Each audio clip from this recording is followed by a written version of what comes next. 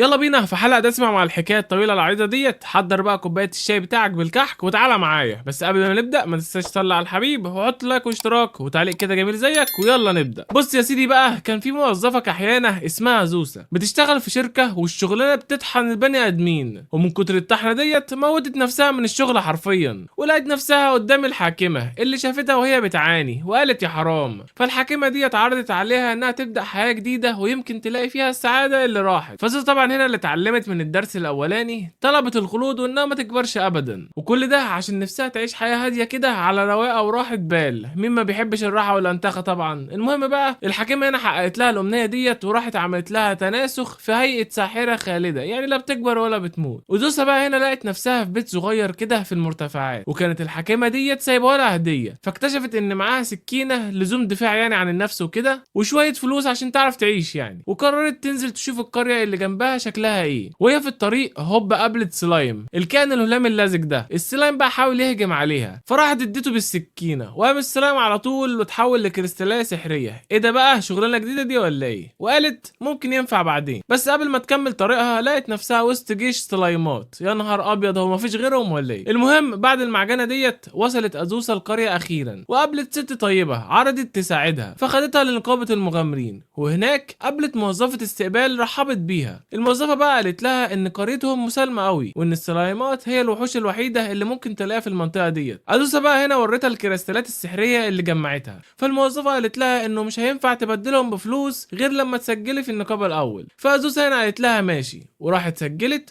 وحطت ايديها على جهاز سحري كده، والجهاز هنا قال انها ساحره مستوى اول، لسه بتقول يا هادي يعني. فالموظفه هنا اتصدمت لما عرفت انها خالده وهي لسه ليفل 1. بس وزوز هنا قالت لها انها محظوظه، وبعد كده بقى بدلت الكريستالات بعملات معدنيه، والموظفه رحبت بيها رسميا في النقابه. الايام بقى اللي بعد كده وزوسة عملت لنفسها روتين بسيط وممل حبتين، وهو انها تقتل 25 سلايم كل يوم. شغلانه غريبه بس اهو اكل عيش. وكمان ترعى حته ارض صغيره وتبيع الاعشاب الطبيه اللي بتجمعها من الغابه. عدت بقى 300 سنه، يا لهوي بقى 300 سنه نفس الروتين ديت، وزوسة برضو لسه ماشيه على نفس النظام بالملي، وبقت بتقتل السلايمات وهي مغمضه عينيها. وبقت مشهوره في المنطقه بساحره المرتفعات لانها كانت بتساعد اهل القريه بالادويه وبتحميهم من الاوبئه. موظفه النقابه بقى ناتالي قالت لزوسة انها لازم تعيد اختبار المستوى بتاعها عشان اخر مره كانت من قرون فات عليها زمن يعني. فزوسة هنا وافقت على مضض، والاتنين اتصدموا صدمه عمرهم بالنتيجه. المستوى وصل 99 والاحصائيات بتاعتها في السماء. ايه الجبروت ده؟ ازوسا هنا نفسها افتكرت الجهاز بايظ، اصلها طول عمرها ما بتقتلش غير السلايمات، وعمرها ما دخلت مغامره بجد، اللي هو يعني يا حلاوه ليفل 99 من قتل السلايمات بس. المهم بقى ناتالي فكرتها انها بتعمل الموضوع ده بقالها 300 سنه، وقالت لها انها عندها مهاره خاصه بتضاعف الخبره ديت. فناتالي هنا فسرت لها انها بقت اقوى مغامره في العالم ده كله بمجرد قتل ملايين السلايمات. كوميديا سودا والله. ازوسا بقى طبعا هنا ما كانتش مبسوطه بالكلام ده خالص، وكل اللي هي عايزاه حياه عاديه وهاديه، وطلبت من ناتالي انها تخلي الموضوع ده سر بينهم. وناتالي طبعا بعد شويه تردد وافقت. فتحتها هتبقى بجلاجل لو حد عرف. وزوسا بقى قررت تختبر قدراتها الجديده وتجرب تستخدم سحر التلج علشان تجمد شويه ميه، بس بالغلط راحت مجمده الشلال بحاله. اكتشفت بقى انها بتتحكم في سحر النار وسحر التلج كمان، وشافت ان ده ممكن يكون مفيد في حياتها اليوميه بدل ما تولع البوتاجاز كل شويه مثلا. بس بالرغم من محاولاتها انها تفضل في الظل ومحدش يعرف عنها حاجه، فجاه لقت مجموعه مغامرين طالعين لها عند بيتها عايزين يتحدوها في قتال. هو مفيش غيرها ولا ايه في البلد؟ المهم سمعوا اشاعات عن قوتها، وحاولت تقنعهم انها مجرد ساحره غلبانه بتزرع اعشاب وبتبيعها عشان تعيش. بس هم طبعا حسوا بالمانع او الطاقه السحريه الجباره بتاعتها واصروا يحاربوها. فازوسا هنا وافقت تحاربهم بشرط واحد، ولو هي كسبت لازم هم يروحوا يقولوا لكل الناس انها مجرد ساحره عاديه ومفيش منها اي خطوره بتحاول تداري الفضيحه يعني. ورسمت دايره حواليهم وقالت لهم اللي هيخرج بره الدايره ديت يبقى خسران. واحده بقى من المغامرين استخدمت سحر الريح وعملت اعصار صغير. فازوسا هنا حاولت تقلد التعويذه بتاعتها، بس بالغلط عملت اعصار ضخم طير المغامرين كلهم بعيد. لما بتقلد بضمير. المهم بقى اهل القريه هنا شافوا المنظر الرهيب ديت واقتنعوا تماما ان الست دي خارقه ومش طبيعيه. راحت عليك يا ازوسا، طبعا خلاص اتفضحت. ازوسا بقى اتعصبت هنا وراحت تتخانق مع ناتالي عشان المفروض ان الموضوع ده يكون سر، بس طلع واحد اسمه ارنست واللي بيكون هو اللي سرب الخبر. مفيش سر بيستخبى طبعا في البلد ديت، وسمعتها انتشرت زي النار في الهشيم لغايه ما وصلت لتنينه اسمها لايكا او ليا زي ما بيقولوا ساعات يعني، واللي جت مخصوص عشان تتحداها. هي ناقصه تنين ولا ايه؟ أزوسة هنا طبعا حاولت تتجنب الخناقه وعرضت عليها لقب الاقوى ببلاش، بس لايكا هنا صممت ان الموضوع لازم يحتسم بالقتال. ده ما خناش في التنينه دي الصراحه. أزوسة طبعا وافقت على مضض عشان مش عايزه بيتها يتدمر بسبب هياج التنينه دي. طاروا هما الاتنين بقى في السماء، ولايكا هنا بدات تنفخ نار، بس أزوسة ردت عليها بسحر التلج وكان اقوى من نارها. فلايكا هنا حاولت تضربها بمخالبها بيأس، بس أزوسة كانت بتتفادى كل هجماتها وفي الاخر راحت متجمده بقها. فلايكا هنا ما قدرتش تكمل القتال وهي بتحاول تفك من التجميده اللي في دماغها ديت، وراحت بالغلط مدمره بيت أزوسة اللي على الارض. يخرب بيتك يا لايكا، ده بدل ما تشكريها. المهم أزوسة هنا اتجننت وراحت مديها لايكا ضربه واحده كده طيرتها وقعتها مغمى عليها، وقالت لها لما تفوقي بقى تدفعي ثمن التصليحات دي حقها. طبعا البيت عمر راح. وبعدها بقى أزوسة قررت انها تقعد في القريه مؤقتا لغايه ما بيتها يتصلح، بس طبعا كل الناس في القريه خلاص عرفوا انها هزمت التنينه فخافوا يستضيفوها وقالوا لها انها تقعد في مكتب العمده. الفضيحه طبعا بقت بجلاجل اكتر. تاني يوم بقى الصبح لايكا رجعت عشان تقابل أزوسة، بس كانت في هيئتها البشريه، فأزوسة هنا ما عرفتهاش في الاول. فلايكا ادت أزوسة الفلوس بتاعه التصليحات وطلبت منها طلب غريب، وهي انها تبقى تلميذتها، وقالت لها ان المعركه ديت علمتها ان لسه قدامها كتير تتعلمه. فأزوسة هنا ترددت في الاول لان اصلا عمرها ما دربت حد قبل كده، وكل قوتها ديت جت من قتل السلايمات. طريقه غريبه طبعا للتدريب بصراحه، بس لايكا هنا قالت انها هتبقى مفيده وهتساعدها كمان في شغل البيت، وده عرض مغري بصراحه. مين يكره يلاقي حد يساعده في الطبيخ والغسيل؟ المهم أزوسة طبعا وافقت انها تبقى معلمتها وبداوا حياتهم الجديده سوا. وأزوسة بدات تدرك ان حياتها الهاديه ديت شكلها اتشقلب حالها خلاص. البيت طلع ضيق عليهم هما الاتنين، فلايكا عرضت انها تساعد في توسيعه. بنت جدعه اهي، وبدات تشتغل ليل نهار وكانت ناويه تطبق علشان تخلص بسرعه. بس أزوسة هنا وقفتها وقالت لها كفايه كده عشان مش عايزاها تموت نفسها من الشغل زي ما حصل لها هي زمان، ولسه فاكره الدرس طبعا. فلايكا هنا بقت تشتغل بالنهار بس. وبعد فتره البيت خلص وكان شكله تحفه الصراحه، وأزوسة انبهرت بشغلها وقالت لها تسلم ايدك. رجعنا بقى بنشوف أزوسة وهي بتقتل شويه سلايمات بمنتهى السهوله، ولايكا واقفه مذهوله لسه فاكره ان أزوسة بتعاني عشان توصل للقوه ديت. فأزوسة قالت لها انها تاخد الامور ببساطه، قدامهم العمر كله يتعلموا براحتهم. بس في نفس الوقت كانت في بنت غريبه واقفه بتراقبهم من بعيد، وقالت انها تخلي أزوسة تدفع الثمن. من دي كمان وعايزه ثمن ايه؟ المهم بقى تاني يوم لايكا حضرت الفطار، بس عملت كميه اكل تكفي عزومه بحالها. اصلا مش متعوده تطبخ لشخصين بس، ايديها انا فرطه في الاكل. الاكل طبعا عجب أزوسة قوي، ولايكا هنا عرضت انها تطبخ كل يوم، بس أزوسة قالت لها لا،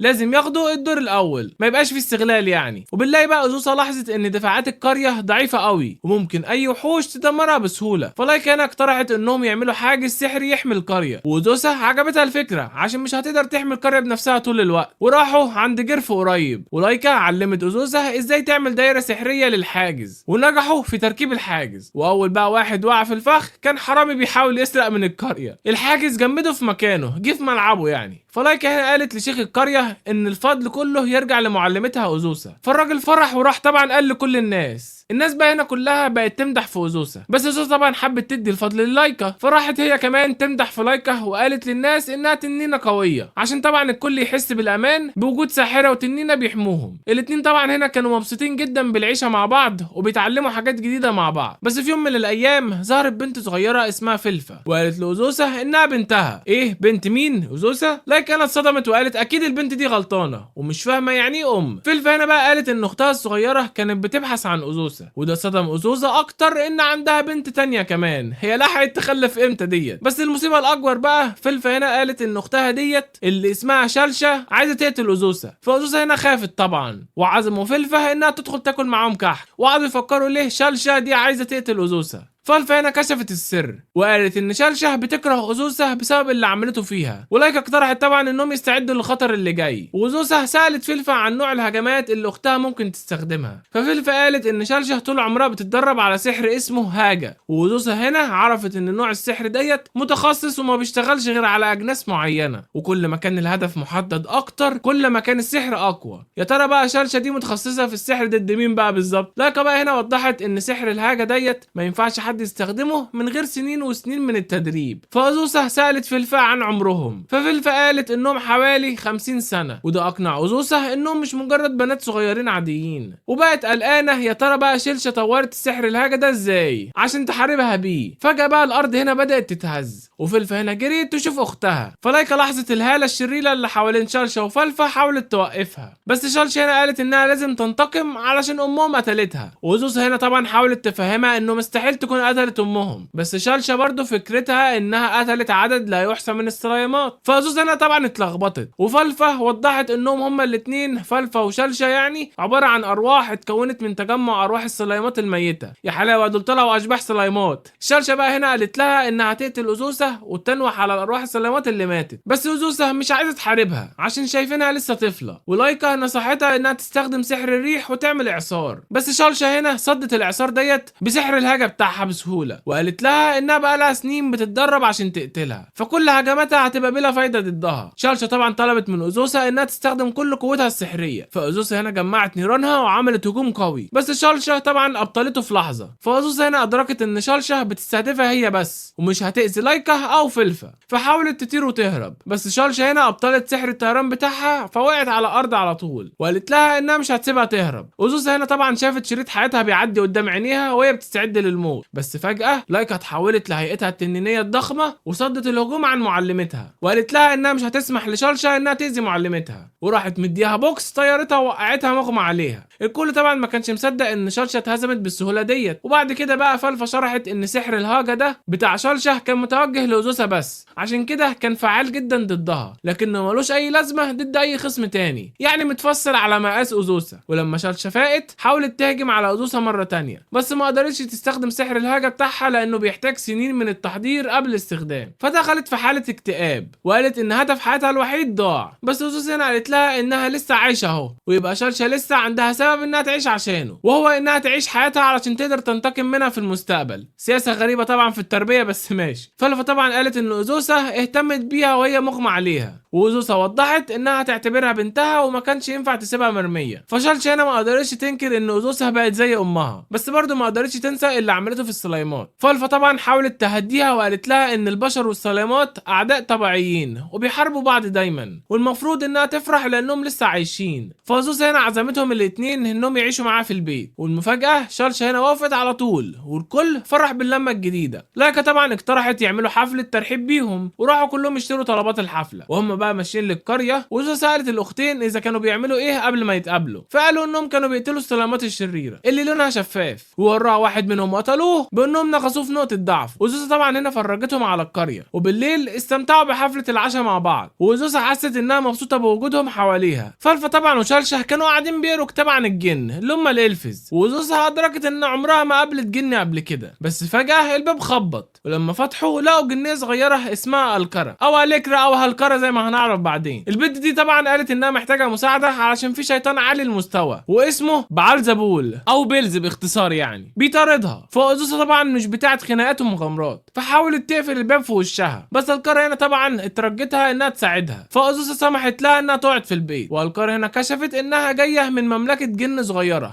اسمها هيانت، وكانت بتعمل ادوية من النباتات، ومؤخرا عملت مشروب طاقة بقى مشهور جدا، وفتحت مصنع صغير، بس الانتاج ما كانش مكفي الطلب. فلايكا هنا استغربت ليه شيطان زي بليز بيطاردها. فالكرة هنا اعترفت ان بليز شربت مشروب الطاقة ديت بس طلع سم للشياطين، فبيلز كانت هتموت ودلوقتي هي عايزة تنتقم منها. فالكرة هنا ترجت أزوسة انها تساعدها مرة تانية، وفلفا وشلشة قالوا انهم متعاطفين معاها. فأزوسة وافقت انها تساعدها، بس وضحت انها هتستضيفها وتحميها بس، لكن مش هتحارب بليز. ولبستها لبس وقالت لها انها تتظاهر انها تلمذتها التانية، وعملت حاجز حماية سحر قوي حوالين البيت، الاحتياطات واجب برضه. بعد كده قعدوا كلهم ياكلوا، والكرة هنا اللي هنسميها هالكرة من هنا ورايح عشان الاسم ده اتكرر اكتر، واتأثرت جدا لانها كانت عايشة على اكل مكسرات الشجر وهي هربانة من بيلز. فلفا هنا وشلشة طبعا حاولوا يطمنوها وعرضوا عليها اكلهم، وده خلاها تعيط اكتر. بعدها أزوسة وهالكرة هنا خرجوا يجمعوا اعشاب من الغابة، وأزوسة اوزوسا لاحظت ان هالكرة ما بتجمعش غير انواع مختلفة من المشروم او الفطر، فهالكرة قالت ان المشروم ده هو تخصصها وانها تعرف كل حاجة عنه. وبعد كده بقى طبخوا المشروم اللي جمعوه، واوزوسا هنا طبعا لقت ان طعمه لذيذ جدا. بس فجأة هالكرة هنا بدأت تضحك بشكل هستيري ومش عارفة توقف نفسها، فاوزوسا هنا ادركت ان شكلها اكلت مشروم سم بالغلط وسألتها عن اعراضه الجانبية. فهالكرة وهي بتضحك شرحت انه بيخلي الناس تضحك من غير ما توقف وبيخليهم صريحين زيادة عن اللزوم تجاه الاخرين، يعني بيقولوا كل اللي في قلبهم من غير فلتر. اوزوسا طبعا استخدمت السحر بتاعها عشان تخبط هالكرة وتفوقها، واعتذرت للكل عن تصرفاتها. بعد كده قدمت لهم المشروم كاعتذار، والكل هنا اكله وقال ان طعمه حلو قوي. مش عارف بقى هم ازاي مش خايفين من اللي حصل من شويه ده ولا ايه. المهم بعد كده اوزوسا هنا ورت هالكرة ازاي تصطاد السلايمات، وهالكرة هنا انبهرت بيها، بس اخدت كذا ضربه علشان تقتل سلايم واحد لسه محتاجه تدريب يعني. والكل طبعا كان متنح وبيبص على هالكرة، وده طبعا بيخلي اوزوسا تغير شويه. بس هالكرة هنا قالت لها انها تخليها واثقه في نفسها. فاوزوسا بقى راحت نقابه المغامرين، وهناك لقت بوستر مطلوب فيه القبض على هالكرة او هالكرة يعني، والجايزه 15 مليون قطعه ذهب، المبلغ كبير قوي. فاوزوسا هنا لاحظت ان المغامرين مش هيعرفوا يلاقوها بسهوله عشان البوستر ما وصفش شكلها، بس انها مساله وقت وبيلز هنا هتعرف توصل لها. وقالت للايكا انها تاخد بنتها فلفة وشلشة لمكان امن، بس شلشة هنا كانت عايزه تحارب معاها، وفلفة عرفت ان ده هيصعب الامور على اوزوسا. فلايكا هنا اتحولت لهيئتها التنينيه وخدت البنات وطارت بيهم. واوزوسا كانت بتتمنى ان الحاجز السحري بتاعها اللي عملته انه يستحمل هجوم بيلز. هالكرة بقى هنا كانت بتشرب مشروب الطاقه بتاعها، وبتقول انه بيخليها تحس انها تقدر تحارب طول الليل، باور بانك بشري يعني. وقالت انها ما بتعملش غير الحاجات اللي تقدر هي نفسها تستهلكها، وافتكرت ان اوزوسا كمان بتشرب منه، بس اوزوسا قالت لها لا. فهالكرة هنا استغربت وقالت لها بتهزري؟ ده في كذا ازازه فاضيه موجوده على الارض. بس اوزوسا قالت لها ان ده مش وقت هزار، وسالت هالكرة لو بيلز دي دبانه. فهالكرة هنا قالت ان بيلز معروفه بسيده الذباب، وفي اللحظه دي ادركوا ان الدبانه اللي كانت بتزن حواليهم طول الوقت دي كانت بيلز نفسها متنكره، وهي اللي كانت بتشرب ازايز مشروب الطاقه. فبيلز هنا اتحولت لهيئتها البشريه، واوزوسا سالتها ليه ما كشفتش نفسها من الاول. فبيلز شرحت انها كانت عايزه تتاكد ان هالكرة قاعده هناك فعلا، وقالت انها بتستمتع بالتجسس على البيوت في هيئه دبانه. فبيلز قالت لهالكرة انها تعبت قوي علشان تلاقيها، وهالكرة هنا اترعبت وخافت على حياتها، وقالت انها تعمل اي حاجه عشان تسامحها. بيلز هنا طبعا فرحت بالكلام ديت، بس اوزوسا مسكت هالكرة وقالت اي اتفاق مع تلمستي هيبقى لازم يتم من خلالي انا، وطلبت من بيلز تمشي. لكن بيلز هنا بدل كده سالت اوزوسا لو هي عايزه تحاربها، وقالت انها ما حاربتش من زمان. فاوزوسا هنا وافقت تحاربها وش لوش، وخرجوا بره البيت، وبيلز هنا حذرتها انها هتندم. بس اول ما بيلز اتحولت لهيئتها الشيطانيه اتصدمت صدمه كهربائيه من الحاجز السحري اللي اوزوسا كانت عاملاه حوالين البيت كمين يعني. فبيلز هنا فكرت اوزوسا بوعدها ان القتال لازم يكون عادل، فاوزوسا اعتذرت ليها. بالرغم من حالتها السيئه بعد الصدمه، بيلز هنا كانت لسه عايزه تحارب اوزوسا، بس فجاه فقدت الوعي، واوزوسا هنا خدتها جوه البيت واستخدمت سحر الشفاء علشان تعالجها، بس كانت قلقانه لو ده قرار صح بما انها شيطانه يعني. فبيلز هنا فاقت بسرعه وادركت ان اوزوسا دي شخص طيب بجد، وقالت لها ان اول ما تخف عايزه تشرب من مشروب الطاقه بتاع هالكرة تاني. وده طبعا صدم هالكرة اللي كانت فاكره ان بيلز كانت هتموت بسببه وعايزه تنتقم. بيلز هنا شرحت انها لما شربت المشروب وهي بتطبق عشان تشتغل حست بنشاط مفاجئ، بس زودتها حبتين وارهقت نفسها زياده عن اللزوم، وده طبعا سبب تعبها. وكشفت كمان ان مشروب الطاقه ده بقى مشهور جدا عند الشياطين، ده حتى ملك الشياطين نفسه عجبه بقى بيشربه. وقالت ان هالكرة لازم تعمل منه كميات اكبر، واعتذرت بقى لاوزوسا عن سوء الفهم اللي حصل، وقالت انها مبسوطه جدا انهم ما وصلوش لخناقه ملهاش اي لازمه. فالكرة بقى هنا كشفت انها بتفكر تنقل المصنع بتاعها لقاره اوزوسا عشان الكل طبعا هاجرها في بلدها، وده كمان هيساعدها انها تفضل قريبه منهم. اوزوسا طبعا هنا لاحظت ان عندهم مساحه كافيه في البيت وانها ممكن تقعد معاهم، وممكن كلهم كمان ياخدوا ادوار في المطبخ. فلفة بقى وشلشة هنا قعدوا يسالوا بيلز على اسئله عن نفسها، وهي لقيتهم لذاذ قوي وفكرت تتبنى واحده منهم، بس اوزوسا هنا رفضت العرض وقالت كفايه العيله اللي عندها. وهالكرة بقى راحت سالت اوزوسا لو كان عندها اي تجارب رومانسيه قبل كده، فاوزوسا قالت لها لا خالص. هالكرة بقى علقت هنا وقالت اصلك لسه صغيره فكل اللي بتفكري فيه هو ده، وده طبعا شكلها هنا هي اللي صغير. هالكرة بقى سالت فلفة وشلشة لو هم بيحبوا حد، والاثنين قالوا انهم بيحبوا مامتهم اللي هي اوزوسا، وده خلى اوزوسا مبسوطه جدا. فلايكا بقى هنا حضرت الفطار للكل، بس قبل ما يبداوا ياكلوا قالت لهم انها لازم ترجع لموطنها. الكل طبعا اتصدم هنا، واوزوسا سالتها لو هي عندها اي مشاكل لانها بتعتبرها فرد من العيله، بس لايكا وضحت انها لازم تحضر فرح اختها، وقالت انهم ممكن يجوا معاها لو هم حابين. فالكل هنا قرر يحضر الفرح في بركان روكو، واستمتعوا بالمناظر الطبيعيه وهم مسافرين على ظهر لايكا تاكسي تنين طاير يعني. بس هالكرة كانت هترجع، فوقفوا يستريحوا شويه وكملوا رحلتهم ووصلوا لوجهتهم، وشافوا التنانين الحمر متجمعين عشان الفرح. قابلتهم بقى تنانين اصغر سنا كانوا زملاء لايكا في الكليه، وهم ماشيين هالكيرا هنا خبطت طبق اكل بالغلط، واحد من التنانين مسكها وافتكرها اكل بس سابها بسرعه. وبعد كده قابلوا اهل لايكا، بس ابوها كان صوته عالي جدا لدرجه انهم اضطروا يغطوا ودانهم، ولايكا عرفتهم على اختها الكبيره ليلى وعريسها. وهالكيرا بقى سالتهم هنا اتعرفتوا على بعض ازاي، فلايكا قالت انهم كانوا اصحاب من الطفوله، ولما اتقابلوا تاني بعد 8 سنين قرروا يتجوزوا. وفجاه هجمت عليهم قبيله تنانين تانيه اسمهم التنانين الزرق، ودول بيعيشوا في قاره هاينز، ومعروفين بانهم همجيين قوي ومتوحشين، وبيستخدموا انفاسهم البارده عشان يجمدوا كل حاجه حواليهم. زعمتهم بقى بتكون واحده اسمها فوا، قالت انها جايه تبوظ الفرح لانها اكبر من ليلى اللي هي العروسه يعني، ولسه ما اتجوزتش. عانس طبعا وحجوده بقى هنعمل ايه، وقالت ان اصحابها هيجمدوا البركان كله. بما ان بقى التنانين الحمر ما عندهمش خيار تاني، قرروا يدافعوا عن نفسهم ويحاربوهم، والكل هنا كان مرعوب. بس اوزوسا قالت لهم ما تقلقوش، وبطلوا تقلقوا علشان هي اللي هتتصرف في الموضوع ده، ونادت على هالكره اللي كانت عامله نفسها ميته من الخوف. بس التنين كان هيدوس عليها فقررت تتحرك، واوزوسا بقى مسكتهم وبداوا يجروا علشان يهربوا، بس قابلهم تنين تاني حاول يجمدهم، فاوزوسا استخدمت سحر النار بتاعها علشان تسد هجومه. وفي نفس الوقت كانت لايكا بتواجه فوا وبداوا يتقاتلوا. اوزوسا طبعا كانت بتتفرج عليهم وفاكره انها ما ينفعش تتدخل عشان هي ضيفه من بره، بس فجاه التنين هجم عليها هي كمان، وما كانش عندها خيار تاني غير انها ترد الهجوم، فراحت شايطه راسه ووقعته مغمى عليه، وقالت لها الكره انها تاخد بناتها لمكان امن. وبينما هي بقى بتستعد تستخدم قوتها الكامله عشان تحمي عيلتها، طارت في السماء وبدات تمطر نار على الكل، فلفتت انتباه الجميع. فكل التنانين بقى الزرق هنا حصروها وهجموا عليها كلهم في نفس الوقت، بس هي استخدمت طبعا سحر النار بتاعها عشان تدافع عن نفسها، واديتهم علقه موت وقعتهم كلهم على الارض. لما التنانين بقى الحمر شافوا قوتها الجباره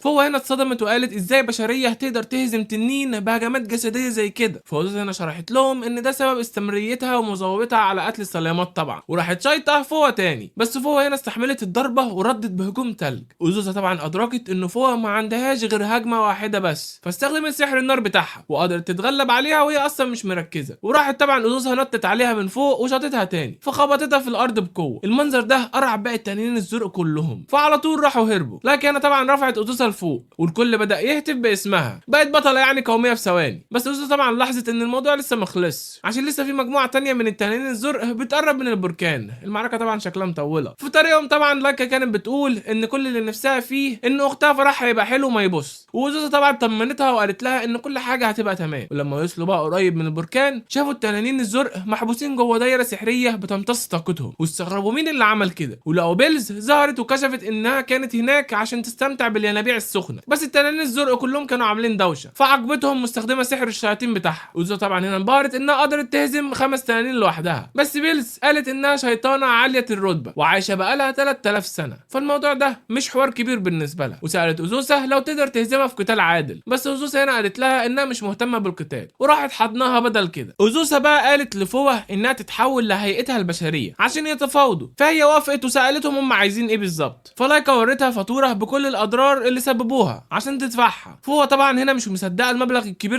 بس لايكا هنا قالت لها لو ما دفعتش هتضطر تفضل محبوسه هناك للابد، فوافقت على طول على مضض. اوزوسا طبعا هنا فكرت انهم لازم يعملوا معاهده سلام عشان التنانين الزرق والحمر يبطلوا يحاربوا بعض، بس فوا هنا قالت ان مضايقه التنانين الحمر هي هدف حياتها الوحيد، ناس فاضيه. اوزوسا هنا طبعا هددتها انها تحبسها لو ما وافقتش على المعاهده، فوافقت في الاخر. فبيلز هنا بقى قالت ان هي واوزوسا شهود على المعاهده وحذرت انه هيكون في عواقب وخيمه لو اي حد خرقها. بعد كده بقى كل التنانين هنا اتحولت لهيئتها البشريه واستمتعوا بباقي الحفله. الكل طبعا بارك للعرسان الجداد حتى فوا، بس لما ليلى هنا هزرت معاها وقالت لها ان عمرها ما هتتجوز، فوا هنا اتعصبت وشتمتها. وبالليل بقى لايكا هنا طلبت من اوزوسا ترتاح وتحط راسها على حجرها، وشرحت لها ان اختها كانت بتعمل لها كده زمان لما بتكون متوتره. اوزوسا طبعا وافقت انها تخليها تعمل كده. هالكره بقى هنا شربت كتير في الحفله واغمى عليها، فبيلز هنا شالتها بس حذرتها انها لو رجعت عليها هتزعلها، وعزمت الباقيين يقعدوا في منتجع الينابيع السخنه، وقالت لهم انها هتقعد هناك فتره، فوافقوا على الدعوه واستمتعوا بقى بالينابيع السخنه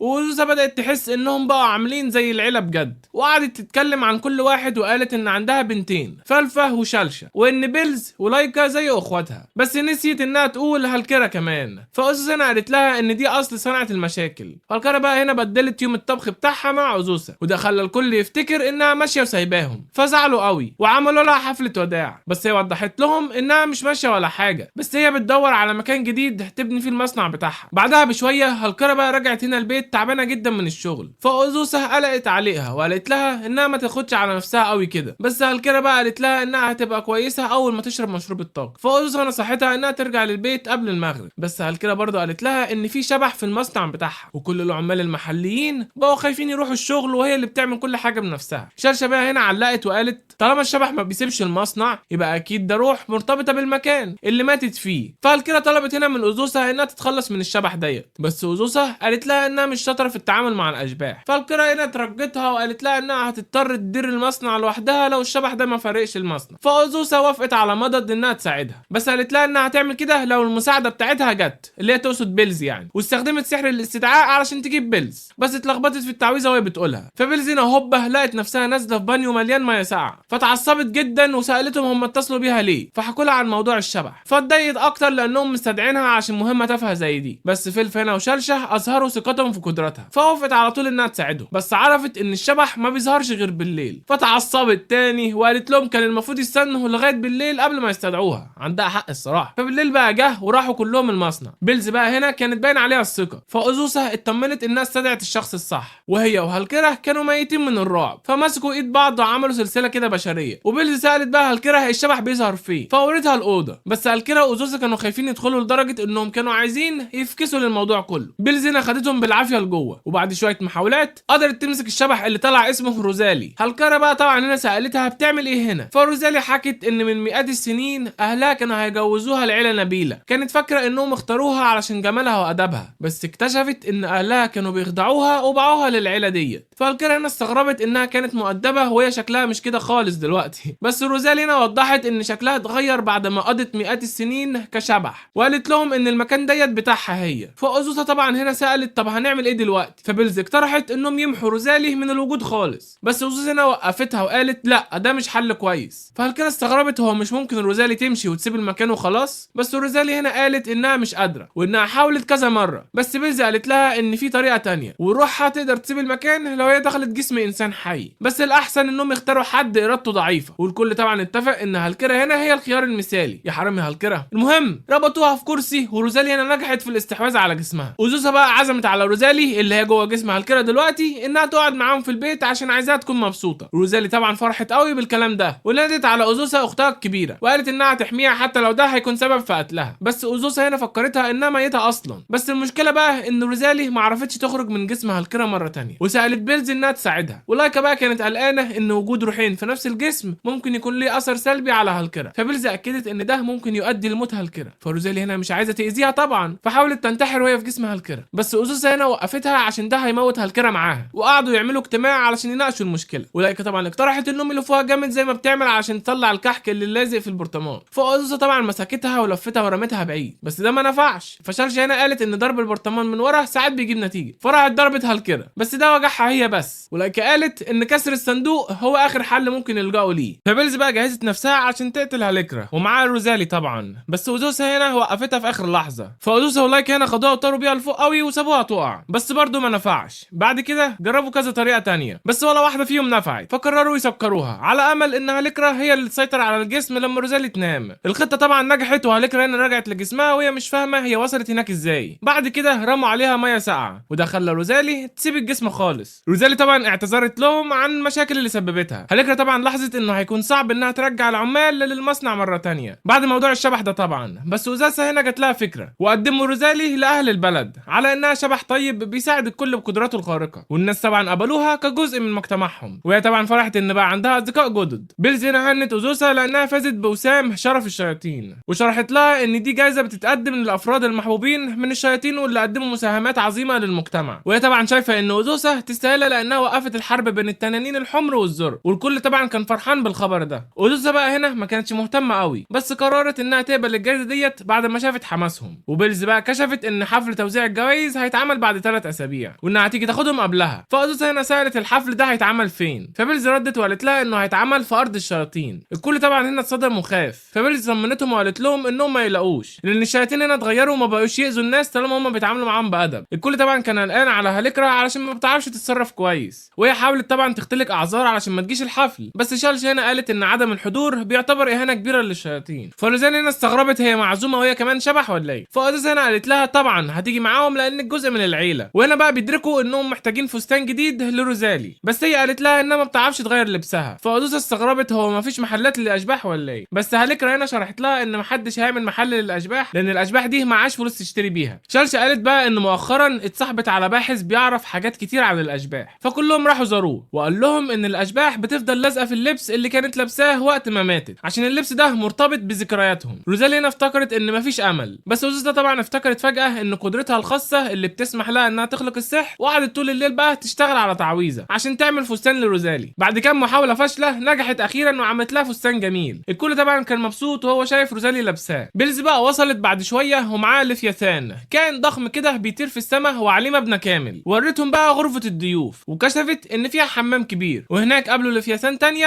اسمها فانيا. بيلز هنا امرتها انها ترجع لشغلها وشرحت ان الميه في الحمام كويسه لبشرتهم بس هتسيحهم لو فضلوا فيها وقت طويل. فانيا بقى عرفت نفسها للمجموعه وقالت ان اللي هم راكبينه ده هو اختها الكبيره فاتله، وكشفت انهم بياخدوا ادوار في الطيران وخدمه الضيوف، وقالت للكل انها حضرت ليهم الاكل. بيلز هنا قالت لهم يطلبوا من فانيا اي حاجه يحتاجوها. فأوزوسا كانت حاسه ان الشياطين دول كرمهم زياده عن اللزوم، فبيلز قالت لها انها تستاهل كل التكريم ده عشان هي اللي وقفت حرب التنانين، وقالت ان اسمها هيتكتب في التاريخ. بعد كده بقى استمتعوا بالوجبه اللذيذه بتاعتهم وكلهم خدوا حمام دافي بالليل. بينما بقى الكل نايم، روزالي هنا كانت بتتفرج على السما الجميله دي ومعجبه بمنظرها. وهاليكرا بقى صحيت هي كمان وكانت عايزه تاخد حمام بس دخلت عليها بالغلط. روزالي طبعا هنا شكرتها عشان بنت المصنع اللي اداها فرصه تسيب المكان اللي ماتت فيه، وقالت انها كانت مفتقده تشوف منظر جميل زي ده. فهاليكرا هنا علقت وقالت انهم كلهم عيله واحده ومفيش بينا جميل، وروزالي طبعا فرحت بالكلام ده. تاني يوم الصبح كانوا بيدوروا على هاليكرا فين، وافتكروا انها يمكن فضلت في الحمام وقت طويل ودابت. كلهم طبعا اتفزعوا بس اكتشفوا انها كويسه، بس هي وقعت من على سريرها. فبيلز هنا ورتهم العاصمه الملكيه للشياطين وقالت لهم انهم اول مره هيقابلوا ملك الشياطين هناك، وكشفت ان الحفله هيتعمل بكره. بس الكل هنا كان خايف يقابل ملك الشياطين. في طريقهم بقى بيلز هنا حكت لهم عن قبائل الشياطين المختلفه، وعرفوا ان في منهم شبه البشر وفي منهم شبه الوحوش. وزوسة طبعا هنا استغربت هو لازم يقابلوا الملك نفسه ولا ايه؟ فبيلز هنا وضحت ان الجايزه هتتقدم منه شخصيا، فالافضل انهم يقابلوه قبل الحفل. لايكا طبعا وهاليكرا هنا كانوا مرعوبين انهم لو عملوا اي غلطه هيموتوا موته بشعه، بس بيلز هنا اتعصبت وقالت انها هتقتلهم بنفسها لو هم اهانوا ملكها. القلعه طبعا كانت عامله زي المتاهه كده عشان الشياطين عايزين يلخبطوا الاعداء اللي بيحاولوا يغزوهم. وفي غرفه العرش هنا لقوا بنت قاعده اسمها بيكورا، رحبت بيهم. هاليكرا هنا امرت الكل يبعد علشان يقابلوا ملك الشياطين، واكدت على ضروره اخفاء هويتهم الحقيقيه عشان الامان، وطمنت بيكورا ان نواياهم كويسه. وده فاجئ طبعا بيكورا، ولايكا لاحظت ان العرش فاضي. فبيلز هنا كشفت عن وجود ملك الشياطين اللي هو بيكورا. بيكورا طبعا شرحت انها بتفضل تقابل الناس وهي على نفس مستواهم، ونزلت من مكانها المرتفع. هاليكرا بقى هنا اعتذرت فورا عن سلوكها، بس نطقت اسم بيكورا غلط، وبالرغم من ده بيكورا هنا طمنتها وقالت لها عادي، وامرت هاليكرا انها ترفع راسها. هاليكرا بقى من سرعتها راحت خبطه بيكورا بالغلط فوقعتها مغمى عليها، وانتشر بقى الذعر هنا في المكان واتقبض على هاليكرا. وزوسة بقى هنا شرحت لهم العواقب المحتمله واللي بيكون في اسوأ السيناريوهات، وهي اعدام هاليكرا وتدمير القريه في اسوأ الحالات. الخوف من الاعدام هنا سيطر على الكل، بس اوزوسا استشهدت بكلام بيلز اللي اكدت لهم ان ملك الشياطين هيسامحهم. بعد ما بيكورا فائت بقى، روزالي هنا انكشفت عن وجود اعشاب طبيه في الحديقه. السؤال بقى هنا هو ازاي يوصلوا لها؟ فلايك هنا اتطوعت وتحولت لهيئتها التنينيه الصغيره، واللي اوزوسا بتلاقيها كيوت قوي. فلايك هنا جابت الاعشاب بسرعه، واوزوسا حضرت جرعه ووصفتها بانها مره وقويه ومصممه عشان تفوق بيكورا. تحدي الوصول لغرفه بيكورا بقى اتحل بوصول فانيا المفاجئ، واللي بيكون باعتها كانت بيلز. فانيا هنا ادت اوزوسا خريطه وطقم علشان تتنكر بيه، وشرحت ان حاله الفزع العامه ديت هتغطي على هويتها، ووعدتها انها ترشدها في طريقهم. اوزوسا طبعا هنا بتعبر عن قلقها من العواقب اللي ممكن يتمسكوا بيها، بس فانيا وهي بتاكد على اوامر بيلز قالت ان ما عندهاش خيار تاني. الحراس طبعا هنا اعترضوهم وطلبوا اسم اوزوسا لانهم عرفوا الدكتوره الحقيقيه. فانيا طبعا هنا ارتكبت وده اكبر اوزوسا انها تكشف عن هويتها، بينما بيلز طبعا عملت نفسها مش عارفه اي حاجه واتقبض على فانيا. اوزوسا طبعا هنا اتهاجمت بس قررت تحارب علشان عيلتها، وهزمت الحراس بسرعه، واصرارها على مقابله ملك الشياطين كان لا يتزعزع. وقائدهم طبعا هنا امر الحراس انهم يستخدموا السحر، بس حتى سحر التلج بتاعهم مجتمعا ما كانش فعال ضد اوزوسا، وهزمتهم بسهوله. وسالت نفسها هي زودتها حبتين، وده دفع بيلز انها تعلق على قدرتها التدميريه. وصلوا بقى غرفه ملكه الشياطين. اوزوسا هنا حاولت تديها الجرعه، بس الملكه هنا صحيت وحست بالاضطراب وطلبت تفسير. واوزوسا طبعا بدات تشرح لها ان الموضوع كان ان اوزوسا قالت ان الجرعه ديت جرعه شفاء، وانها كانت عايزه تفوقها. بس بيكورا هنا لاحظت ان شكلها زي السم بالظبط، فبيكورا شرحت انه لو اوزوسا كسبت من غير ما تحاول تقتلها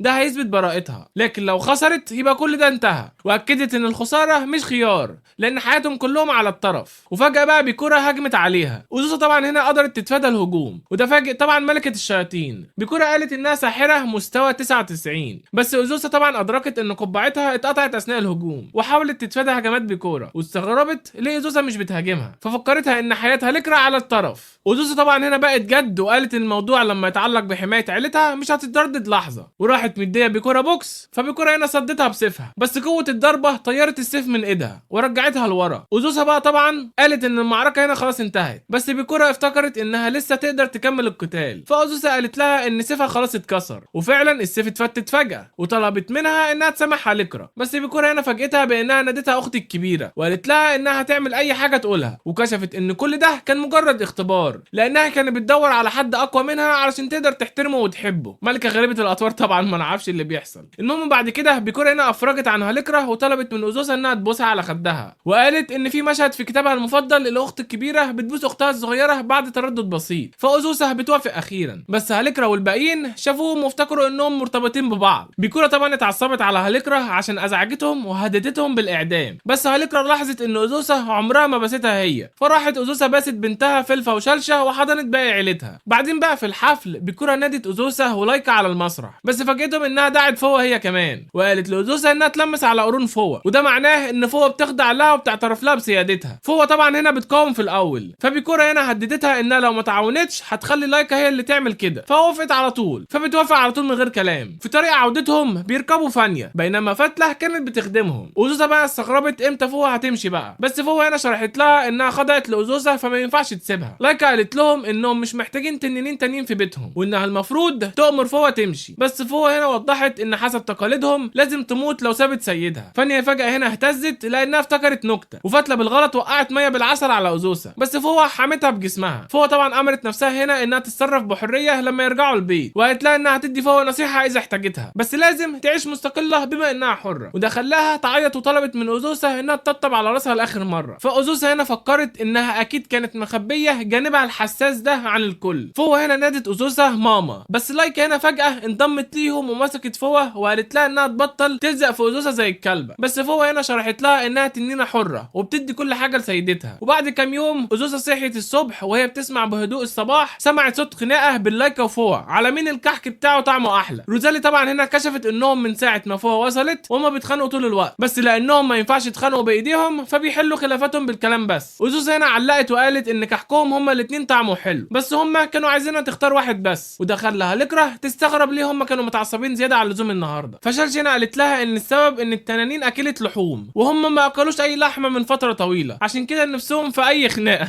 بس فجاه ناتاليا ظهرت وقالت لهم عن تفشي خنازير بريه اسمها خنازير المطرقه الطويله في غابه نيلكا، وشرحت ان السكان المحليين مش قادرين يتعاملوا معاهم وكانوا بيتمنوا اوزوسا هي اللي تتولى الموضوع. اوزوسا هنا ما حستش انها مضطره تهزم وحوش زياده لان عندها ما يكفي من الاحجار السحريه، بس ناتاليا قالت لها ان دول مش وحوش فمش هيوقعوا احجار سحريه، لكنهم بيوقعوا لحمه بدل كده. واول ما لايكا وفو سمعوا كلمه لحمه على طول اترجوا معلمتهم انها توافق على المهمه، وده فاجئها. طب ازاي؟ هالكرة هنا قالت لها اكيد ميتين من الجوع للحمه، فسابوا البيت على طول وراحوا الغابه، بينما بقى هالكرة فضلت عشان تاخد بالها من الاطفال. روزالي طبعا استكشفت المكان وقالت لهم لو مشوا على طول هيلاقوا 15 خنزير، وده طبعا حمس فوا جدا فجريت علشان تلحقهم، بس هدومها شبكت في فروع الشجر فقلعتهم وفاكره ان مفيش حد غيرها هناك، بس لقت ناس حوالين النهر فاتكسفت جدا. وبعد ما لبست هدومها مره تانية الخنازير رموا هدومها بعيد، فاضطرت انها تحاربهم وهي فضيحه بجلاجل، بس الكل هنا جه يساعدها وهزموا الخنازير بسرعه. وهم بقى بيطبخوا اللحمه اتفاجئوا بظهور بيلز وفانيا اللي رجعوا هدوم فوا، وكشفوا انهم كانوا جايين يحققوا في موضوع الخنازير البريه ديت ويجمعوا اكل لعالم الشياطين، بس بما انهم خلاص جمعوا كل اللحمه دي فده سهل عليهم مهمتهم. بالليل بقى لايكا وفوا هنا اعتذروا لاوزوسا عن تصرفاتهم وذكروا انهم كانوا عاملين مسابقه مين اللي هيكسب وينام جنب اوزوسا بالليل، بس هي عزمتهم هما الاثنين انهم يناموا جنبيها، فكرتهم انهم لازم يكونوا اصحاب كويسين الا انهم اخوات. بعدين بقى بالليل اوزوسا هنا صحيت بس اكتشفت انهم مش في سريرهم لانهم كانوا بياكلوا بواقي اللحمه اللي في الكوخ، مفاجيع يعني. تاني يوم بقى اوزوسا سمعت بالصدفه ستين بيتكلموا عن ساحره المرتفعات، ساحره بتساعد الناس حول العالم اللي هي اوزوسا طبعا، وادركت ان في حد بينتحل شخصيتها وقررت انها تدي المنتحله دي درس، وبيبداوا على طول التحقيق. ولكن انا فكرت ان البار ممكن يكون مكان كويس لجمع المعلومات، بس لما راحوا البار اتفاجئوا بقد ايه كل الناس كانت قعدت هناك وكحين، والبارمان قالت لهم ان شغلهم ما كانش ماشي كويس، فغيروا السيم بتاع المكان وبداوا يعاملوا زباينهم كانهم خنازير. وشرحت ان استراتيجيتهم دي نجحت، وقالت انها تعرف حاجه عن ساحره المرتفعات، بس طلبت من مجموعه اوزوسا يعاملوا الزباين بقله احترام، ووعدتهم انها تقول لهم اللي تعرفوا لو تعاونوا معاها. لايكا واوزوسا هنا قرروا يعملوا كده، وكسبوا كل الزباين بتعليقاتهم الوقحه. فالبارمان قالت لهم انهم هيلاقوا الساحره ديت في الشمال، فسافروا في الشمال ولقوا المنتحله اللي كانت مجرد ست عجوز. اوزوسا طبعا قالت للكل ان دي مزيفه، وتحدت المنتحله ديت لمبارزه، بس الست العجوز جريت فجاه، فمسكوها بسرعه واتضح انها بنت اسمها اينو بتتظاهر انها عجوزه، واعتذرت عن افعالها. بس اوزوسا هنا قالت لها عادي طالما ما كانش قصدها انها تاذي حد. ولايكا ادركت انها كمان ساحره. اوزوسا بقى بصت حواليها في بيتها ولقت كذا حاجه شكلها غريب ومخيف، بينما لايكا بقى سألت اينو لو بتعمل جرعات سحرية، فبتوريهم حبوب عملتها، وقالت لها انها بتخفف الارهاق واجهاد العين وبتحافظ على صحة الامعاء كمان. اوزوسا طبعا هنا افتكرت ان منتجاتها ممتازة، وقالت لها انها تحقق نجاح كبير لو باعتها، بس شايفة انه مش من الحكمة ان الساحرة تعلن عن نفسها باهمال كده، وقالت انها مش هتعمل كده غير لو حد وافق يساعدها تبيعهم. لايكا انا ما استوعبتش كلامها، وسألتها هي عايزة توصل لايه لان كلامها متناقض، بس اوزوسا قالت انها فاهمة احساس اينو، وقالت ان اينو عايزة تبقى ساحرة عبقرية مش مهتمة بالتجارة، بس في نفس الوقت عايزة الناس تعترف بعظمتها. اينو هنا اعترفت انها عايزة تبقى مشهورة، وقالت انها عايزة الناس تعمل لها تمثال. فأوزوسا هنا قالت لها عشان تحقق اهدافها دي لازم تجذب انتباه الكل. بعد كده اينو هنا فتحت كشك في مهرجان محلي وباعت فيها حبوبها السحرية، بينما لايكا وفوة باعوا الكحك بتاعهم. اينو بقى هنا بعتت جواب لأوزوسا بعد فترة بتشكرها فيها على مساعدتها، وقالت لها ان شغلها ازدهر بفضل دعمهم. شفنا أوزوسا طبعا بتحضر الفطار لما شالشا قالت لها ان فلفة اتحولت لسلايم، وده طبعا صدمها جدا وافتكرت ان شالشا بتهزر، بس شالشا هنا اكدت انها لما صحيت لقت الشباك كان مقفول، وبدل اختها الكبيره كان في سلايم، بس السلايم ده حضن رجلين اوزوسا، فده خلاها تدرك ان دي فعلا فلفة. فالكرة هنا علقت بما انها كانت روح فممكن يكون عندها القدره انها تتحول لسلايم، بس شالشا هنا ما كانتش عارفه اي حاجه عن الموضوع ده. فاوزوسا افتكرت انه مش هيكون سهل انها تعمل سحر يرجعها لهيئتها البشريه، وفوق على طول اقترحت انهم يستشيروا الشياطين. فاوزوسا استدعت بيلز، والتاني مره لقت نفسها نازله في الميه الساقعه. اوزوسا طبعا قالت لها ان فلفة اتحولت لسلايم، بس بيلز هنا اتضايقت لانها افتكرت اوزوسا بتهزر. فاوزوسا على طول بتوريها فلفة وحكت لها على كل حاجه. بيلز هنا حضنت فلفة، واوزوسا استغربت لو هي تعرف ازاي ترجعها، بس بيلز قالت لهم انهم لازم يستشيروا سلايم تاني في الامور المتعلقه بالسلايمات، وذكرت ان في سلايم ذكي في القلعه وممكن يقدر يساعدهم. فاوزوسا هنا قالت للكل انهم يبطلوا قلق وهي هتروح للقلعه دي. وصلوا بقى لواجهتهم بسرعه، وبيلز هنا لاحظت ان السلايم الذكي ده بيحب يقعد في اماكن هاديه، بس طلع ان بيلز نست الطريق وتاهوا. بس قالت لاوزوسا انها ما تقلقش عشان هي كانت بترمي فتافيت خبز صغيره علشان يعرفوا يرجعوا، بس اكتشفوا ان فلفة كانت بتاكلهم وهم ماشيين، فاضطروا يرجعوا للسطح مره تانية. بيكورا بقى شافتهم هنا وقالت لاوزوسا انها تبصها لو عايزه تعرف الاجابات، فعلى طول بتوافق. بيكورا بقى قالت لهم انهم يدوروا في الكوخ اللي جنبهم، وهناك لقوا ممر سري بيوصل للسلايم. السلايم هنا استخدم لوح كتابه علشان يتواصل معاهم، بس ما قدرش يساعدهم وقال لهم يروحوا يزوروا السلايم الساحر اللي عايش على قمه اعلى جبل في مقاطعات تيميريانا. اوزوسا هنا شكرت السلايم ورجعوا كلهم يستريحوا، وخططوا انهم يكملوا مهمتهم تاني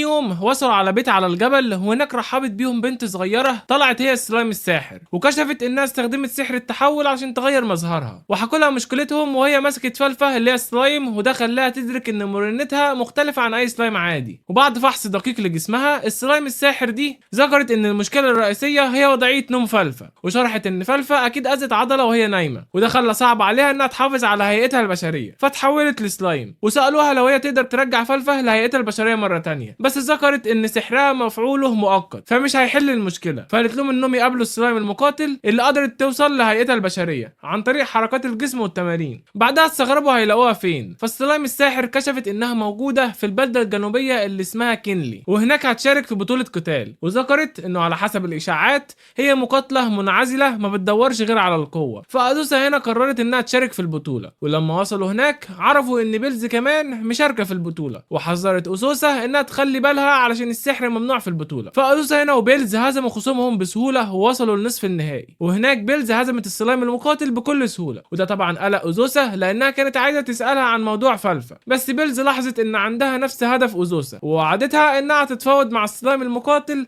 علشان اوزوسا تقدر تركز على قتالهم هما الاثنين. وقبل قتالهم فالفا هنا رجعت لهيئتها الاصليه بمساعده بيلز، وذكرت انهم يقدروا يقاتلوا بحريه من غير اي قيود. واول ما القتال بدا اوزوسا هنا حاولت تهاجم بيلز، فبيلز استخدمت جناحاتها علشان تتفادى الهجوم ديت. بس الجمهور ما افتكرش انها شيطانه، وافتكروا انها لابسه جناحات وقرون عشان الستايل بس مش اكتر. بيلز هنا لاحظت انها مش قادره تواكب سرعه اوزوسا، فقررت تهاجم نقطه ضعفها. اوزوسا هنا لاحظت انها مش مجرد قادره تطير لانها مش عارفه تستخدم السحر، فقررت تستنى بيلز تهاجم وقت ما تكون جاهزه. بس اول ما بيلز اندفعت عشان تهاجم اوزوسا هنا مسكتها بسرعه من خدودها وكشفت ان كل ده كان جزء من خطتها، وراحت بقى مديها بيلز بوكس، بس بنلاقيها انها صدته، والاتنين حاولوا كمان يهاجموا بعض، والكل لاحظ انهم متكافئين تماما. اوزوسا هنا مدحت بيلز وكشفت انها اتدربت جامد عشان تستعد لقتالهم ده. فاوزوسا بتقول لها انها فخوره ان بيلز بتعتبرها خصم جيد وجدير بالاحترام، بس الحقيقه هي شايفه ان بيلز اضعف من اللازم بالنسبه لها. وسمعت بعد كده صوت فلفه وهي واثقه ان مامتها هتكسب، فاوزوسا هنا ذكرت انها لازم تكسب عشان بنتها. وبعدها بقى بتتفادى هجوم بيلز التاني، وراحت موقعاها بضربه واحده قاضيه عليها، فكسبت الماتش. وسالت بيلز لو هي كويسه، ولاحظت انها بخير. بس اوزوسا هنا افتكرت انها اكيد موجوعه، فشالتها بين دراعاتها. واوزوسا قالت انها مش مستعده لاعاده الماتش، بس وضحت ان ده هيكون متعب. فبيلز هنا لازم تستنى شويه، بس بيلز قالت لها ان حلمها بحياه هاديه هيتزعزع لان الكل شاف قد ايه هي قويه فعلا. وبعد كده بقى راحوا للسلايم المقاتل عشان يشكروها على مساعدتها، بس كانت زعلانه عشان ما تقدرش تكسب فلوس الجايزه، وطلبت من اوزوسا انها تاخدها كتلميذه فنون قتاليه. بس اوزوسا هنا حاولت تتهرب، فعشان تثبت امكانياتها السلايم هنا تحديتها الماتش ودي. واول ما القتال كان هيبدا السلايم حست بهاله سوداء كده كثيفه حوالين اوزوسا،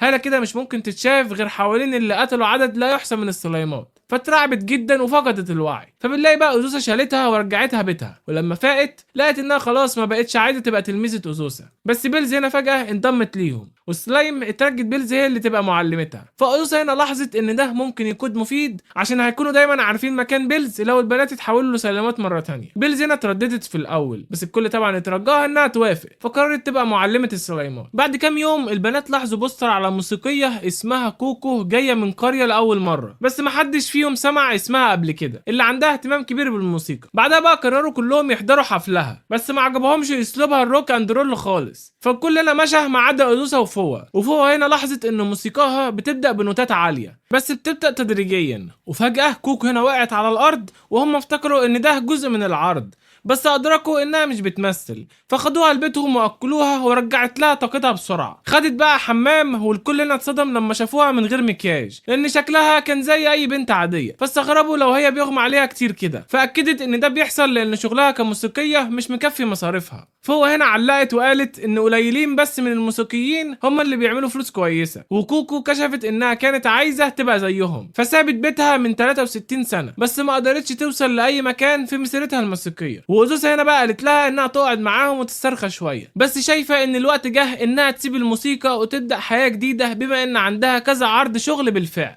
بس الباقيين هنا ادركوا ان العروض ديت مش محترمه خالص. فاوزوسا هنا سالتها لو هي لسه بتحب الموسيقى، فذكرت انها فعلا بتحبها، فنصحت كوكو انها تكمل فيها شويه كمان عشان يكون عيب لو استسلمت عن حاجه بتحبها. فاوزوسا هنا قالت لها لو هي عايزه تبدا شغل جديد هي مش هتوقفها، بس عزمتها تقعد معاهم وتعيد التفكير. وعشان يحتفلوا بصداقتهم كوكو هنا حاولت تغني لهم اغنيه، بس لقوا صوتها لا يطاق، ففهو هنا نصحتها انها تغير اسلوبها الموسيقي لحاجه اقل رعبا، بس هي ما كانتش مستعده انها تتقبل تغييرها للغلط. ففهو هنا استخدمت العود بتاعها وغنت اغنيه الكل لقاها مدهشه. فاوزوسا هنا قالت لها انها تحاول تكتب كلمات جديده تكون اسهل في الفهم، بس كوكو لقت الموضوع صعب جدا. فاوزوسا طلبت من كل واحد في عيلتها انه يساعدها. الكل طبعا سمع موسيقى لايكا والكارا بس ما عجبتهمش، وانبهروا باداء فلفا وشالشا. روزلي هنا غنت اغنيه اسمها لا شيء، شاركت فيها تجربتها كشبح، بس الاغنيه دي خلت الكل هنا حزين. كوكو بقى ادركت ان اخيرا انها كانت بتغني عن الموت بينما هي عمرها ما ماتت فعلا، فقررت تغير اسلوبها الموسيقي، وحتى انها تخلت عن اسمها المسرحي واستخدمت اسمها الحقيقي. وقررت كمان انها تضيف كل كلماتهم لاغنيتها الجايه. ولما خلصت شكرت الكل وودعتهم. اوزوسا بقى هنا قالت لها انها لو جت في المنطقه في اي وقت لازم تزورهم لان ده بيتها هي كمان. ففهو علقت وقالت حتى لو ما عندهاش موهبه موسيقيه النجاح في عالمهم انهم مش دايما بيحب الموهوبين، فممكن هي برضو تنجح. بيلز هنا وصلت فجأة وذكرت ان النهارده يوم اجازتها، فجت تقضيه مع فلفة وشلشل، بس اتفاجئت لما شافت كوكو هناك. بيلز هنا طلبت منها انها تغني، وشافت ان دي هتكون فرصة كويسة علشان تشوف لو شخصيتها الجديدة دي تقدر تنجح ولا لا. فغنت قدام الكل، وبيلز هنا حبت ادائها جدا، فعزمتها انها تغني في مهرجان الشياطين الجاي اللي الكل كان بيحضره. بيلز بقى قالت لها ان 20,000 شخص هيشوفوها وهي بتغني. طبعا هي اترعبت هنا جدا، وقررت انها تتدرب كانها حياتها متوقفة على ده، وسالت أزوزة لو ممكن تقعد هناك فترة اطول. وبعد ما وصلوا مملكة الشياطين، كوكو هنا راحت تشوف مكان الحفل، بينما الباقيين بقى راحوا يتسوقوا. وأزوزة بقى ادركت ان كوكو شكلها حزين، فسألتها مالها، فكوكو كشفت انها متوترة لان المكان ضخم جدا. وأزوزة ولايكا حاولوا يشجعوها، بس ما قدرتش تتخلص من الافكار السلبية اللي عندها. فهو بقى افتكرت انها هتأدي كويس لانها مش المؤدية اللي كانت عليها زمان، ودخلت في خناقة مع لايكا، وده خلى هنا كوكو تضحك. فهو بقى قالت انها عملت كل اللي تقدر عليه، وكل اللي باقي ان الجمهور بس يسمع اغنيتها. وزوسة بقى هنا شكرت بيلز على مساعدتها ليها، بس بيلز هنا ذكرت ان كل اللي عملته هي انها ادت كوكو فرصة وهي اللي لازم تستغلها. في المهرجان بقى كوكو هنا ابهرت الكل بأدائها، وقالت ان كل ده بفضل دعم عائلة أزوسة. وبعد كده بيلز قالت لها انها تلقت كذا طلب من المنظمين علشان تظهر في اماكن تانية، فادركت انها اخيرا تقدر تكسب عيشها من عزف الموسيقى. فهو بقى خدت العود بتاع كوكو وعزفت واحدة من اغانيها القديمة عشان تفكرها انه عادي ترجع لاسلوبها الروك اند رول، وذكرت ان مفيش اجابة صح في الحياة، وانه عمرها ما هتخسر طالما ما بتوقفش عن المحاولة. هالكرة بقى هنا حضرت حفلة مشروم للكل، وزوسة استغربت لو المشروم ده صالح للاكل، بما انها طبعا لخبطت الدنيا اخر مرة. فهالكرة بقى شرحت لها انها كانت حريصة في اختيار الانواع الصحية بس من الغابة،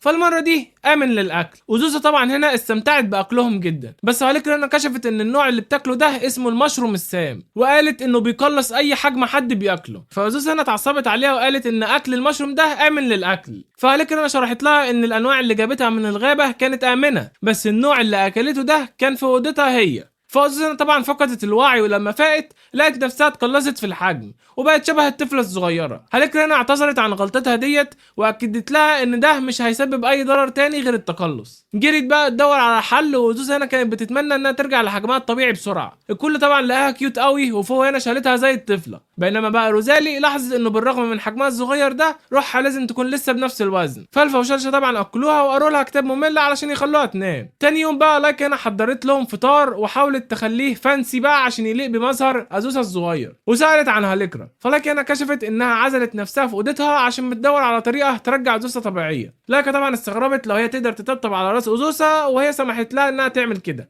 بما انها خلاص استسلمت للامر الواقع. فهو طبعا هنا غارت، فبدأت هي كمان تطبطب على راسها، وبسرعة بدأوا يتنافسوا مين اللي بيعملها أحسن. أزوسة هنا طبعا كان بتعاني علشان تمسك كتاب، فروزالي ساعدتها واستغربت لو هي ممكن تسرح لها شعرها، فأزوسة هنا سمحت لها بكده، بس بسرعة قطعتهم هالكرة. وأزوسة استغربت لو هي لقت حل، بس هي طبعا وطت راسها واعتذرت عشان ما قدرتش تلاقي أي حاجة. وأزوسة طبعا هنا لاحظت إن ما عندهاش أي خيار تاني غير إنها تطلب مساعدة الشياطين، فاستدعت بيلز، واللي بالله اتفاجئت لما شافت أزوسة وسألتها هي مين. أزوسة هنا طبعا حكت لها القصة كلها وطلبت مساعدتها، بس بيلز استغربت هي ليه ما ترضاش تفضل كده للأبد، بما انها طبعا هتبقى اكيد طفلة في العالم. بس أزوسة هنا هزرت معاها وقالت لها انها هتقول لكل الناس ان الشيطانة العظيمة بيلز خسرت قدام طفلة، فوافقت اخيرا انها تساعدها، ووعدت انها هتلاقي طريقة ترجع أزوسة. بس هنا سكرت انها هتجيب شلشة وفلفة معاهم علشان ده هيفرحها. بعد كده بقى ناموا كلهم سوا في نفس السرير، وتاني يوم أزوسة منعت بيلز تقول لبيكورا اللي حصل عشان الامور دي هتتعقد لو عرفت، بس ادركوا انها كانت مستنياهم بالفعل، وده طبعا صدم أزوسة. لقت بقى أزوسة كيوت، بس هي كانت بتتمنى انها ترجع لهيئتها الاصليه. فبيكورا هنا كشفت ان في شجره ضخمه اسمها شجره العالم، وعلى قمتها بيعيش صيدلي متخصص في كل انواع الادويه، بس قالت لهم انه مش هيكون سهل انهم يوصلوا للقمه عشان الشجره دي فيها 108 ادوار، وفي الطريق هيقابلوا حيوانات خطيره. وقالت لفانيا انها تاخدهم لهناك لشجره العالم، بس فاتله هنا قررت انها تيجي معاهم علشان كانت قلقانه على اختها الصغيره. وبيكورا طبعا قالت لبيلز انها مش هتقدر تنضم ليهم علشان عندها شغل كتير لازم تعمله وهم مش موجودين، وده خلاها طبعا حزينه جدا. فأزوسة هنا ذكرت ان الموضوع ده ممكن يكون خطير، فقالت لشاشا وفلفة انهم يفضلوا وراها، بينما هي هتغادر مع الاختين اللي في ثان. ووصلوا اخيرا لشجره العالم بسرعه، اللي فاتله وفانيا ما شافوهاش من ايام رحلاتهم المدرسيه. دخلوا بقى الشجره، وأزوسة هنا اتصدمت لما شافت انها مش شبه اي زنزانه عاديه، لانهم يقدروا يدفعوا عملات علشان يطلعوا الشجره باستخدام المصاعد. فاتله هنا قالت لها ان الدور 11 و12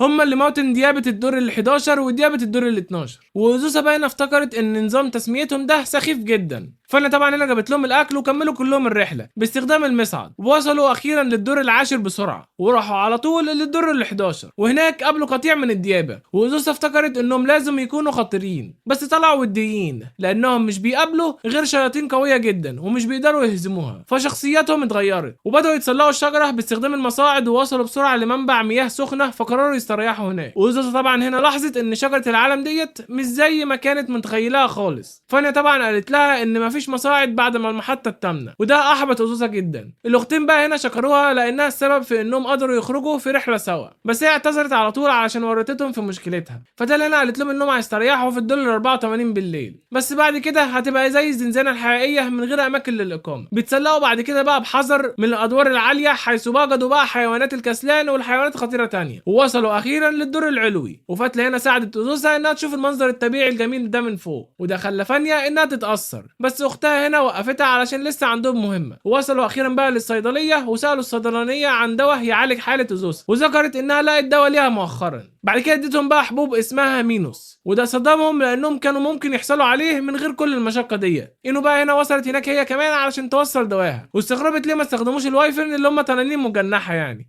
عشان يوصلوا هناك للقمه. في طريق بقى عودتهم ركبوا كلهم الوايفرن دول، واوزوسا هنا سالت بيكورا وبتقول لها ليه ما قالتهاش عن الموضوع ده من قبل كده. فاوزوسا هنا اعتقدت انها اكيد كانت هتعرف عن الحبوب دي كمان، بس هي ادعت انها ما تعرفش. واتجمعوا بقى كلهم سوا وخدت دواها اخيرا، بس كبرت فجاه كده لدرجه ان هدومها اتقطعت، وده خلاها انها تدرك ان بيكورا كانت عارفه ان ده هيحصل. عاقبت بقى بيكورا بانها قالت لها انها تاخد حمام معاهم، وهي طبعا اتكسفت لان عمرها ما دخلت حمام عام. وزوزا بقى هنا لاحظت انها الاخت الكبيره فلازم تعاقبها على المقلب بتاعها ديت، وقعدت تنغزها في راسها. وبعد فتره وصل مهرجان جديد للقريه، ولايكا هنا استغربت ده بتاع ايه. فشارشا هنا كشفت ان ده مهرجان راس القريه، واللي بدا من حوالي 250 سنه، والكل بيرقص فيه كل سنه. وذكرت انه عباره عن تقديم فواكه الحصاد للاله الارض والصلاه علشان الحصاد الجاي يكون كويس، طبعا ده في عزمهم ووهمهم هم. وكشفت بقى ان الاحتفالات ديت بتستمر يومين، ليله بقى المهرجان واليوم المهرجان نفسه لايكا انا استغربت لو اوزوسا هتشارك فيه، فشرحت انها عايزه تبعد نفسها علشان مش عايزه تجذب الانتباه، بس ادركت ان كل اللي في عيلتها متحمسين فقررت تنضم ليهم في المهرجان. ولاحظت انها لكرة بتعرف تعمل مشروبات بينما لايكا بتعرف تطبخ، فقررت تفتح كافيه باسم بيت الساحره. في ليله بقى المهرجان اليونيفورم الخاص بيهم وصل بسرعه وكان شكله رائع على فلفا وشلشه، بس يونيفورم لكرة هنا كان بيبان عليه انه ضيق قوي. فروزالينا افتكرت انهم محظوظين لانها مش بتعرف تلبس يونيفورم، بس اوزوسا استخدمت سحرها علشان تجهز لها فستان جديد. وبعد كده بيقدموا كلهم افكارهم لمنيو الكافيه بتاعهم. اوزوسا هنا طبعا لقت افكارهم متطرفه شويه، فقررت انها تظبط المنيو بنفسها. وبعد كده زينوا كلهم الكافيه، وناتالي هنا كانت متحمسه انها تشوف محلهم في المهرجان. وزعوا بقى منشورات الكافيه بتاعتهم في القريه، وكانوا بيتمنوا ان الناس تيجي، بس اوزوسا طبعا ذكرت انه حتى لو ما جوش هي عايزه الكل يستمتع بوقته. تاني يوم بقى الصبح اول ما اوزوسا صحيت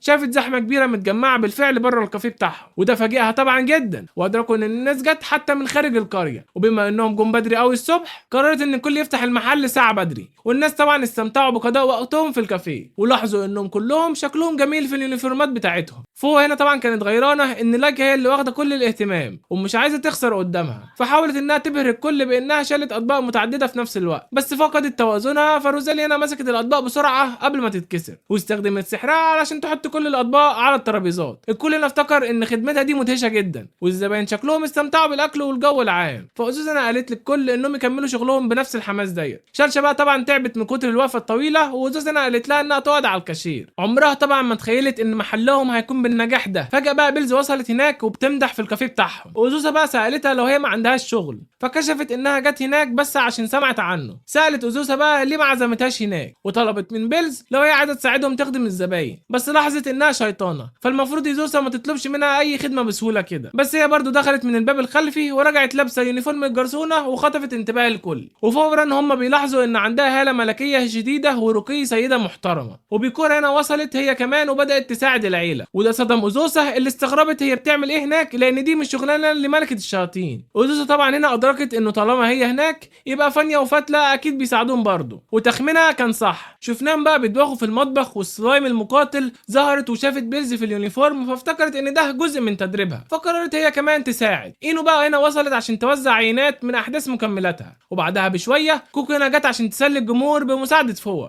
وزوزة طبعا هنا بصت لهم وافتكرت ان الموضوع ده اتحول لحاجه مجنونه، بس ما فيش اي حاجه يقدروا يعملوها غير انهم يكملوا شغلهم. بعد يوم ناجح بقى قفلوا المحل اخيرا بالليل، ويونو ورت اوزوسا مكملها الجديد وقالت انه بيستخدم عصير فاكهه عشان يغطي على طعم المراره، بس ذكرت انهم المفروض ما يبوظوش المتعه بالكلام عن الشغل. وبعد ما كل الضيوف مشيوا، اوزوسا هنا لاحظت انهم لسه محتاجين ينظفوا المكان، بس ممكن قبلها ياخدوا وقت يستريحوا فيه. قعدت بقى تتامل ازاي حياتها اتغيرت من ساعه ما اتولدت من جديد، ولاحظت انها بتستمتع بقضاء الوقت ده مع عيلتها، بس لسه طبعا بتتمنى انها تعيش حياه هاديه ومسالمه. تاني يوم بقى هاليكرا هنا قالت للكل ان الحدث الرئيسي لمهرجان الرقص قرب يبدا، فالكل هنا اتحمس، وبيلز ذكرت انها ترقص لهم رقصه الشياطين بتاعتها، وزوزة هنا استغربت لو هي ما عندهاش اي حاجه احسن تعملها. فبيلز هنا قالت لها انها هتكون ممتنه ليها لكل الشغل اللي عملته امبارح. فالفا طبعا وشارشي هنا شكروا بيلزي على مساعدتهم ليها، وهي قالت لهم انهم يقدروا يطلبوا مساعدتها في اي وقت يحبوه. بينما بقى روزالي لاحظت انها مش بتقدر تقاومهم عشان هم كيوت قوي. الكل بقى هنا كان بيتطلع للحدث، وزوسة لاحظت انها بعد 300 سنه من قتل السلامات بقى عندها اخيرا ناس تقدر تسميهم عيله. وبس هنا بقى الفيديو خلص، يا رب يكون عجبكم. افتكر بقى تعمل لايك وسبسكرايب للقناه، وشكرا للمشاهده، واشوفكم المره الجايه، ويلا سلام.